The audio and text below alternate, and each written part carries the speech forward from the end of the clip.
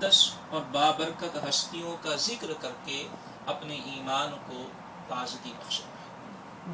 حضرت سیدہ خدیجہ الکبریٰ اور امہات المومنین کے حوالے سے سورۃ الاحزاب کی ایک آیہ کریمہ، اس کا ابتدائی حصہ میں نے عرض کیا، اور ترجمہ سننے سے قبل یہ اصول اور یہ قاعدہ آپ سن چکے بارہا علماء سے کہ رب العزت جل وعلا نے اس کائنات میں ایک وجود ایسا بھیجا ہے کہ اس وجود سے جس کو نسبت ہو گئی ہے اللہ نے اسے بھی بے مثال بنا دیا.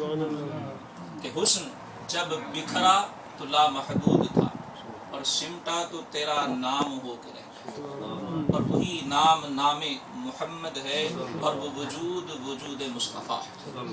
حضرت اقبال نے فارسی میں بڑی خوبصورت بات کہی ہے، فرماتے ہر کرا بینی جہانے رنگ و بو، آنکھ از خاکش بروید آرزو، یا ز نور مصطفیٰ اورا بہاست، یا ہنوز اندر تلاش مصطفیٰ. اقبال فرماتے ہیں کہ کائنات کی تاریخ کھنگال کے دیکھو. اسلام کی تاریخ کی بات نہیں ہوتی، اسلام کی تاریخ تو 1400-1450 سال. کائنات کی تاریخ، جب سے یہ کائنات بنی ہے، اور اللہ کے محبوب کا وہ فرمان ذہن میں رکھیں جس میں آپ فرماتے ہیں یا جابر ان اللہ تعالی قد خلق قبل الاشیاء نور نبیک من نورہ. جابر، اللہ نے ہر چیز سے پہلے تیرے نبی کے نور کو اپنے نور سے پیدا کیا. اب اقبال کی بات کی گہرائی میں جائیے کہ اسلام کی تاریخ نہیں، کائنات کی تاریخ کھنگال ڈالیے. اقبال فرماتے کائنات میں جہاں کہیں بھی آپ کو حسن دکھائی دے گا، جہاں کہیں بھی کائنات میں خوبصورتی دکھائی دے گی، جہاں کہیں بھی رنگ و نور دکھائی دے گا، اگر غور سے دیکھو گے تو اس کا سلسلہ ذات مصطفیٰ تک جائے گا. رسول اللہ صلی اللہ علیہ وسلم کے وجود اور حضور کی نسبت کے بغیر حسن کا تصور ہی محال ہے. ہر کرا بینی جہاں رنگ و بو، جہاں بھی تمہیں رنگ و نکہت کا، نور اور حسن کا دنیا اور عالم آباد دکھائی دیتا ہے. فرمایا آنکھ از خاکش بروید آرزو، ایسا عالم کہ جس کی خاک سے بھی امیدیں انگڑائیاں لیتی. فرمایا اگر اس عالم کی اس جہان کی تحقیق کرو گے، یا ز نور مصطفیٰ اورا بہاس، یا تو اسے وجود مصطفیٰ سے حصہ مل چکا ہوگا، وہ اللہ کے محبوب کی نسبت سے معظم اور مکرم ہو چکا. ذرا قرآن پڑھ کے دیکھ لیجیے، قرآن بار بار آدم علیہ السلام اور شیطان کا واقعہ بیان کرتا ہے. اس جدول آدم کا حکم کیوں ہوا تھا؟ تو کہا مفسرین نے، محدثین نے لکھا ہے کہ رب العزت جل وعلا نے اپنے دست اقدس سے وجود آدم کو تخلیق فرما کے نور محمدی کو آدم علیہ السلام کی پیشانی میں رکھا، اور پیشانی میں رکھ کے حکم دیا تھا اس جدول آدم، اے فرشتوں آدم کو سجدہ. حضرت آدم علیہ السلام کو جو عزت، جو مرتبہ، جو مقام اور جو مسجود ملائک ہونے کا شرف اور اعزاز ملا ہے، وہ نور محمد کے صدقے میں آتا ہے. یا ز نور مصطفیٰ اورا بہاس. حضرت نوح علیہ السلام کی کشتی اگر طوفان سے کنارے پہ لگتی ہے تو کیا ہے؟ حضرت آدم کی پیشانی پہ جو نور تھا وہ آپ کی اولاد کی پشتوں میں منتقل ہوا، اور وہی نور پشت نوح میں بھی موجود تھا جب اللہ نے انہیں اور کشتی والوں کو طوفان سے بچایا. اور مفسرین نے لکھا ہے کہ یہ اسی نور کی برکت تھی کہ رب نے آگ کو ابراہیم علیہ السلام پہ گلزار کر دیا. حضرت ابراہیم علیہ السلام کو جو عزتیں، جو عظمتیں عطا ہیں، کیوں ہیں؟ کہ وجود ابراہیم بھی نور محمدی کا مسکن رہا. اللہ کے محبوب کا نور ابراہیم خلیل اللہ کے وجود سے ہو کے گزرا ہے. ابراہیم خلیل اللہ کو بھی عظمتیں حاصل ہوئی. اسماعیل ذبیح اللہ علیہ السلام کو حضرت سیدنا عبداللہ، حضرت سیدہ آمنہ خاتون رضی اللہ تعالی عنہما، جس کو بھی سرکار سے نسبت حاصل ہوتی گئی ہے، اللہ تعالیٰ نے اسے عزتیں اور عظمتیں عطا فرمائی. بڑا آسان نسخہ ہے عزتیں لینے کا، عظمتیں حاصل کرنے کا بڑا آسان نسخہ ہے. اپنے آپ کو اللہ کے محبوب کے نقش قدم میں گم کرنا، اپنے آپ کو رسول اللہ صلی اللہ علیہ وسلم کی قدموں کی، آپ کے رستے کی دھول بنا ڈالو، اللہ تعالیٰ تمہیں عزتیں اور عظمتیں عطا فرمائے. وَلِلَّهِ الْعِزَّةُ وَلِرَسُولِهِ وَلِلْمُؤْمِنِينَ وَلَكِنَّ الْمُنَافِقِينَ لَا يَعْلَمُونَ. اللہ نے عزتوں کو اپنے محبوب کے وجود کا حصہ بنایا. تو پھر جس کو بھی نسبت حاصل ہوتی گئی خالق کائنات نے انہیں بھی عزتیں اور مرتبے عطا فرماتے ہیں۔ اگر نام محمد را نہ یاورد شفیع آدم، نہ آدم یافت توبہ، نہ نوح از غرق نجینا، نہ ایوب از بلا راحت، نہ یوسف حشمت و جاہد، نہ عیسیٰ آ مسیحا دم، نہ موسیٰ آ ید بیت، جنہیں اللہ نے دل کی آنکھ عطا کی۔ میں اکثر عرض کیا کرتا ہوں کہ ہمارا المیہ یہ ہو چکا ہے کہ ہم سر کی نگاہ کو، اس ظاہری نگاہ کو ہی سب کچھ سمجھ بیٹھے، حالانکہ اللہ نے سر کی آنکھ کے علاوہ انسان کو دل کی آنکھ بھی دی، اور یہ صرف کوئی لفاظی یا کوئی حسن بیان، یہ صرف ایک مقررانہ بات نہیں ہے، قرآن حکیم اس چیز کا شاہد عادل۔ قرآن نے واضح طور پہ فرمایا فَإِنَّهَا لَا تَعْمَى الْأَبْصَارُ، فرمایا یہ آنکھیں ہی اندھی نہیں ہوتی، وَلَكِنْ تَعْمَى الْقُلُوبُ الَّتِي فِي الصُّدُورِ، وہ دل اندھے ہو جاتے ہیں جو سینوں میں ہیں۔ کیوں قرآن مشرکین کو کہتا تھا کہ ختم اللہ علی قلوبہم وعلی سمعہم وعلی ابصارہم؟ سورہ اعراف میں تو اس سے بھی بڑھ کے فرمایا لہم قلوب لا یفقہون بہا ولہم اعین لا یبصرون بہا ولہم آذان لا یسمعون بہا۔ میرا جھوٹ بولنا ممکن ہے، بول بھی لیتا ہوں، اللہ معاف فرمائے، غلطی ہو جاتی، انسان ہوں، ABC کسی کا جھوٹ بولنا ممکن ہے، وہ ہو سکتا ہے اس سے جھوٹ نکل جائے۔ اللہ کے کلام کے بارے میں جھوٹ کا شبہ کیا جا سکتا؟ اللہ کا کلام فرماتے ہیں ان مشرکوں کے دل ہیں لیکن سمجھتے، آنکھیں ہیں لیکن دیکھتے، کیا وہ آنکھوں سے اندھے تھے؟ تو بڑی دور تک دیکھ لیا کرتے تھے، تجارتیں کرتے تھے، انٹرنیشنل اس وقت جو ہے وہ ٹریڈ کے وہ لوگ ایک طرح سے سربراہ تھے، سب کچھ کرتے تھے، لیکن اس آنکھ سے حق کا نور انہیں دکھائی نہیں دیتا تھا۔ اللہ نے فرمایا ان کی آنکھ تو ہے لیکن وہ دیکھ سکتے، کان ہے لیکن سن سکتے۔ تو جنہیں اللہ نے سر کی آنکھوں کے ساتھ دل کی آنکھ اور بینائی عطا کی ہے، انہوں نے یہ کہا ہے کہ اگر اللہ کے محبوب کا وجود نہ ہوتا، نہ آدم علیہ السلام کی توبہ قبول ہوتی، نہ آدم یافت توبہ، نہ نوح از غرق نجینا، اور نہ ہی نوح علیہ السلام کی کشتی کو طوفان سے نجات ملتی، نہ ایوب از بلا راحت، نہ ایوب علیہ السلام کی بیماری دور ہوتی، نہ یوسف حشمت و جاہد، اور نہ ہی یوسف علیہ السلام جنہیں بھائیوں نے تو کنویں میں پھینک کے اپنے طور پہ چیپٹر کلوز کر دیا تھا، لیکن خالق کائنات نے اسی یوسف کو کنویں کی تہ سے اٹھا کے تخت مصر کا مالک بنایا، اور صرف مالک نہیں بنایا، وہیں پر فرمایا کذالک نضیع اجر المحسنین، ان اللہ لا یضیع اجر المحسنین کذالک نجزی المحسنین، فرمایا اللہ احسان کرنے والوں کے اجر کو ضائع فرماتا۔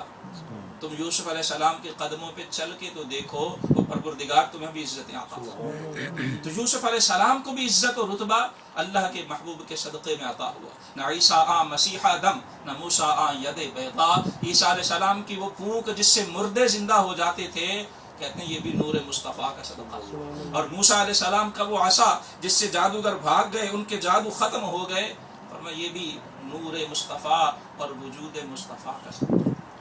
جس طرح سے عرض کی کہ ہر ایک کو نسبت حاصل ہوئی، اللہ نے عزتیں دی، بہت بڑی نسبت اور بہت بڑی سعادت اللہ کے محبوب کی ازواج مطہرات کو آپ سے حاصل، اور قرآن نے اسی نسبت کے حوالے سے فرمایا کہ یا نساء النبی، اے میری نبی کی بیویوں، لستن کاحد من النساء، تم عام عورتوں کی طرح نہیں ہو، تمہیں میں نے کائنات کے اس عظیم اعزاز کے لیے منتخب کر لیا ہے جو تمہارے سوا کسی اور کے حصے میں نہیں، اور اسی وجہ سے دوسرے مقام پر اسی صورت میں فرمایا کہ ازواجہ امہات، النبی اولی بالمؤمنین من انفسہم، فرمایا نبی صلی اللہ علیہ وسلم مومنوں کے ان کی جان سے بھی زیادہ قریب، ان کی جان سے بھی زیادہ مالک ہیں، اور نبی صلی اللہ علیہ وسلم کی ازواج وہ مومنوں کی مالک، اور ان میں سے سب سے پہلی زوجہ محترمہ جن کے بارے میں عرض کی کہ دور جہالت میں بھی، جن کا آج یوم وصال ہے، حضرت سیدہ خدیجہ الکبریٰ، دور جہالت میں لوگ انہیں طاہرہ کے نام سے یاد کیا کرتے ہیں۔ آپ کا تعلق بھی خود رسول اللہ صلی اللہ علیہ وسلم کے خاندان اطہر قریش سے تھا، اور قصی پہ جا کے سیدہ خدیجہ اور رسول اللہ صلی اللہ علیہ وسلم کا نسب مل جاتا ہے، تیسرے چوتھے دادا بنتے ہیں رسول اللہ صلی اللہ علیہ وسلم کے قصی، وہاں پہ جا کے حضرت خدیجہ کا نسب حضور سے مل جاتا ہے۔ حضرت خدیجہ کے ہی چچا زاد بھائی تھے ورقہ بن نوفل، جنہوں نے سیرت کی کتابیں پڑھی ہیں، وہ جانتے ہوں گے کہ ورقہ وہ شخصیت تھے کہ جنہوں نے اسلام سے قبل ہی بت پرستی ترک کر دی تھی. بت پرستی چھوڑ کے نہ وہ بت پرستی کرتے تھے، نہ بتوں کو سجدہ کرتے تھے. وہ دین نصرانیت، عیسائیت کا دین اختیار کر چکے تھے، اور تورات اور انجیل کے وہ ماہر تھے. بلکہ بخاری کے اندر اور دیگر کتب میں ہے کہ جب آپ صلی اللہ علیہ وسلم پر پہلی وحی آئی، آپ قدرے جو ہے وہ پریشانی اور کچھ طبیعت اضطراب کا شکار ہوئی، تو سیدہ خدیجہ آپ کو لے کر ورقہ بن نوفل کے پاس گئی. ورقہ بن نوفل نے جب آپ سے یہ ساری بات پوچھی تو اس نے اس وقت کہا تھا کہ یہ تو وہی فرشتہ ہے جو موسیٰ علیہ السلام پر اللہ کا پیغام لے کے آیا. اور ورقہ نے اس وقت کہا تھا وہی بات جو میں نے عرض کی کہ صرف سر کی آنکھ نہیں، رب دل کی آنکھ بھی عطا فرمایا کرتا ہے. اب یہ اور بات ہے کہ ہمارا سوال اور ہماری بھیک اور رب سے ہمارا مانگنا وہ سوائے دنیا کی دولت کے اور کچھ کبھی ہم نے مانگا ہی نہیں. اور جنہیں خبر ہے وہ تو بار بار کہتے ہیں دل بینا بھی کر خدا سے طلب، آنکھ کا نور دل کا نور نہیں. ورقہ بن نوفل نے اس وقت کہا تھا کہ کاش میں اس وقت زندہ ہوتا جب آپ کی قوم آپ کو اس ملک سے، اس شہر مکہ سے نکال دیتی. اندازہ کیجیے اس کی پروڈکشن کا 13 برس قبل، 40 جو ہے آپ صلی اللہ علیہ وسلم نے جب عمر مبارک 40 برس کی وحی آئی ہے، خدیجہ الکبریٰ رضی اللہ عنہا ورقہ کے پاس لے کے گئی ہیں، اور ورقہ اس وقت کہہ رہا ہے کہ کاش میں اس وقت زندہ ہوتا اور آپ کی مدد کر سکتا جب آپ کی قوم آپ کو اس شہر سے نکالے. آپ صلی اللہ علیہ وسلم نے پوچھا کیا یہ لوگ مجھے یہاں سے نکالے؟ ورقہ نے کہا تھا کہ ہاں اے محمد صلی اللہ علیہ وسلم، جو دعوت آپ لے کر آئے ہیں، جب بھی اللہ کا کوئی نبی وہ دعوت لے کے آیا ہے تو قوم نے اسے قبول کرنے میں ہچکچاہٹ دکھائی، قوم تذبذب کا شکار ہوئی ہے اور آپ کو بھی مشکلات پیش آئیں. تو بل ورقہ بن نوفل حضرت خدیجہ الکبریٰ کے چچا زاد بھائی.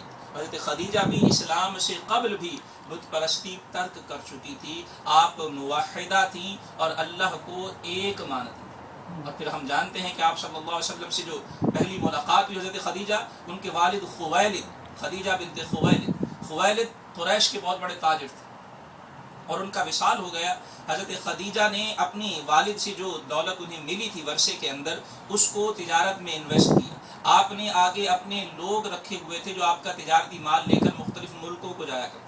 جب جناب رسول اللہ صلی اللہ علیہ وسلم کی عمر مبارک 24-25 برس کے قریب تھی، حضرت خدیجہ کو کسی امین، کسی امانت دار، ایماندار شخص کی تلاش تھی کہ جو ان کے تجارتی کاروان کو لے کے ملک شام جائے. حضرت عبد المطلب نے یا کسی جاننے والے نے آپ صلی اللہ علیہ وسلم کا نام پیش کیا. حضرت خدیجہ بھی جو کہ مکہ میں ہی رہتی تھی، رسول اللہ صلی اللہ علیہ وسلم کی بلند کرداری اور آپ کی امانت و دیانت کا پورا مکہ معترف تھا. تو حضرت خدیجہ نے اسے قبول کیا اور آپ صلی اللہ علیہ وسلم کی خدمت کے لیے اپنے غلام میسرہ کو حضور کے ساتھ کر دیا. محبوب خدا صلی اللہ علیہ وسلم اس سفر میں تشریف لے گئے اور میسرہ حیران نگاہوں سے دیکھتا رہا اور واپس آ کر اپنی مالکہ کو بتایا کہ میں نے ایک عجیب شخصیت کو دیکھا ہے، جب وہ دھوپ میں چلتے ہیں تو بادل چھاؤں کر دیتا ہے، جب وہ کسی درخت کے نیچے بیٹھتے ہیں تو درخت اپنا سایہ اس طرف کر دیا کرتا ہے، جب وہ کسی سے لین دین کرتے ہیں تو جھوٹ نہیں بولتے، جو وعدہ کرتے ہیں اس وعدے کو پورا کرتے ہیں. ہم تو یہی سمجھتے رہے کہ جھوٹ کے بغیر تجارت چل نہیں سکتی، ان کی سچ کی بدولت اس بار اتنا فائدہ ہوا کہ پہلے کبھی نہیں ہوا. حضرت خدیجہ کے دل میں آپ صلی اللہ علیہ وسلم کی جگہ اور زیادہ ہو گئی، اور پھر انہوں نے آپ کی طرف پیغام نکاح بھیجا. نفیسہ جو حضرت خدیجہ کی سہیلی تھی، وہ حضرت ابو طالب کے پاس پیغام نکاح لے کر آئیں، اور پھر اللہ کے حبیب صلی اللہ علیہ وسلم نے سب سے پہلا نکاح. اندازہ فرمائیے حضرت خدیجہ کی عظمتوں کا کہ وہ عزت، وہ عظمت اور وہ امانت جو آدم علیہ السلام سے چلی آ رہی تھی، جب وجود مصطفیٰ میں متشکل ہو کے، مجسم ہو کے دنیا میں تشریف لے آئی، خالق کائنات نے اس وجود مصطفیٰ کی سب سے زیادہ قربت کے لیے جس ہستی کا انتخاب کیا ہوگا، وہ کیسی عظیم ہستی، وہ کوئی عام انسان، وہ کوئی عام خاتون ہو سکتی ہی نہیں ہے کہ پروردگار نے یہ بزم کائنات جس وجود کے لیے سجائی تھی، جب اس وجود کی نسل کو آگے بڑھانے کا موقع آ رہا ہے، جس ہستی کو اللہ نے اپنے محبوب کی رفاقت کے لیے چنا ہوگا، وہ کوئی عام ہستی نہیں ہو سکتی. حضرت ابو طالب نے اور ورقہ نے حضرت خدیجہ کی طرف سے خطبہ پڑھا. رسول اللہ صلی اللہ علیہ وسلم کی عمر مبارک 25 برس تھی، حضرت خدیجہ کی عمر مبارک 40 سال تھی. عربوں کے ہاں اس وقت بھی بیوہ سے نکاح کرنا بھی کچھ اچھا نہیں سمجھا جاتا. اللہ کے محبوب صلی اللہ علیہ وسلم نے خود سے 15 برس بڑی عمر کی بیوہ خاتون سے نکاح کر کے دنیا کو بتا دیا کہ جو دین اس